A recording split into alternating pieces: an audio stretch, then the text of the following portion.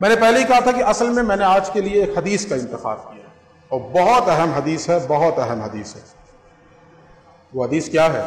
اس سے پہلے ایک دوسری حدیث سنیے، بہت مشہور حدیث ہے، بنی الاسلام علی خمس، بہت مشہور ہے، ہم سب جانتے ہیں، طلباء ہیں سب جانتے ہیں۔ اسلام کی بنیاد 5 چیزوں پر رکھی گئی۔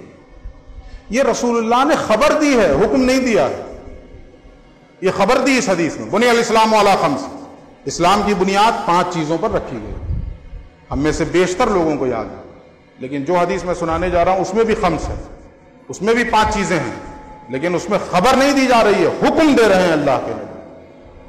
اور آغاز حدیث کہاں سے ہے؟ انی آمرکم بخمس، لوگوں میں تمہیں 5 چیزوں کا حکم دے رہا ہوں۔ اس حکم کے لفظ سے ہی اس کی اہمیت سمجھ میں آ گئی، لیکن مزید سنیے، آگے اللہ کے نبی فرماتے ہیں اپنی طرف سے نہیں حکم دے رہا ہوں، اللہ امرنی بہن، اللہ نے خود مجھے ان 5 چیزوں کا حکم دیا۔ دوہری تاکید ہو گئی نا، رسول کہہ رہے ہیں میں تمہیں 5 چیزوں کا حکم دے رہا ہوں، اور پھر مزید فرما رہے ہیں کہ اپنی طرف سے نہیں، اللہ نے مجھے ان 5 چیزوں کا حکم دیا۔ اب وہ 5 چیزیں کیا ہیں؟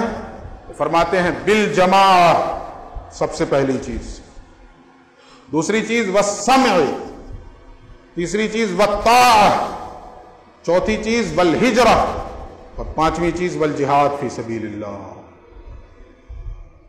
اب ذرا ایک ایک چیز پہ آئیے۔ سب سے پہلی چیز کیا؟ حکم دے رہا ہوں، اس کی اہمیت کو پیش نظر رکھیں۔ ہمیں وہ حدیث بہت یاد ہے، بنی الاسلام علی خمس، اور اس سے غافل ہیں، علمی طور پر بھی اور عملی طور پر بھی، دونوں اعتبار سے غافل ہیں۔